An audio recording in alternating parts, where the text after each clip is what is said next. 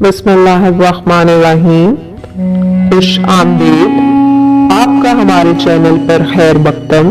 یہاں آپ اسلامی کہانیوں کی دنیا میں گمنام سفر کی روشنی میں بہا لے جائیں گے۔ ہمارے چینل کو سبسکرائب کر کے آپ ہماری تازہ ترین ویڈیوز سے باخبر رہ سکتے ہیں۔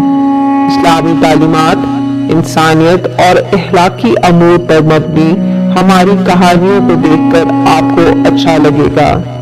ہمارے ساتھ جڑ کر ایک اچھے پیغام کی فضاؤں کو فروغ دیں اور اپنے دوستوں کے ساتھ بھی اشتراک کریں۔ شکریہ، جزاک اللہ۔ Narrative insight hub. حضرت بلال حبشی کا واقعہ۔ حضرت بلال حبشی رضی اللہ عنہ مشہور صحابی رسول ہیں جو مسجد نبوی کے مؤذن رہے۔ قبول اسلام سے قبل آپ ایک کافر کے غلام تھے۔ اسلام پر جب آپ ایمان لے آئے تو آپ کو طرح طرح کی تکلیفیں دی جانے لگیں۔ مسلمانوں کا سخت ترین دشمن امیہ بن خلف تھا۔ ان کو سخت گرمی میں دوپہر کے وقت تپتی ہوئی ریت پر سیدھا لٹا کر ان کے سینے پر پتھر کی بڑی چٹان رکھ دیا کرتا تھا تاکہ وہ حرکت نہ کر سکیں، اور چاہتا تھا کہ آپ یا تو اس حال میں مر جائیں یا زندگی بچانے کے لیے اسلام سے ہٹ جائیں، مگر وہ اس حالت میں بھی احد احد کہتے تھے، یعنی معبود ایک ہی ہے۔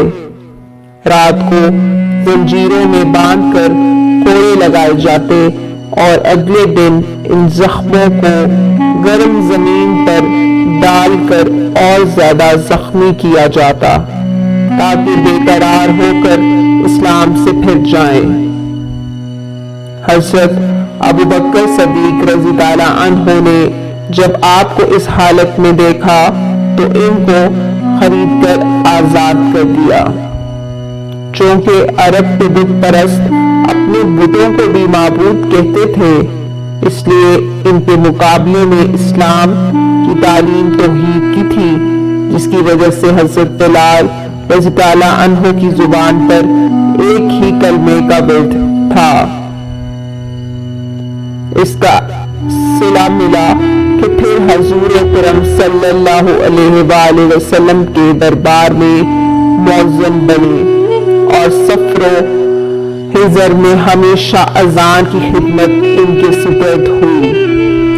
حضور صلی اللہ علیہ وآلہ وسلم کے وصال کے بعد مدینہ طیبہ میں رہنا اور حضور اکرم صلی اللہ علیہ وآلہ وسلم کی جگہ کو خالی دیکھنا مشکل ہو گیا، تو آپ نے ارادہ کیا کہ اپنی زندگی کے جتنے بھی دن ہیں جہاد میں گزار دیے جائیں۔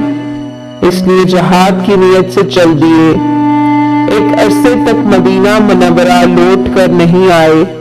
ایک مرتبہ حضور اکرم صلی اللہ علیہ وآلہ وسلم کی خواب میں زیارت کی۔ آپ صلی اللہ علیہ وآلہ وسلم نے فرمایا کہ بلال، یہ کیا ظلم ہے، ہمارے پاس کبھی نہیں آتے؟ تو آنکھ کھلنے پر مدینہ طیبہ حاضر ہو گئے۔ حضرت حسن رضی اللہ عنہ اور حضرت حسین رضی اللہ عنہ نے اذان کی فرمائش کی۔ لاڈلوں کی فرمائش ایسی نہیں تھی کہ انکار کی گنجائش ہوتی۔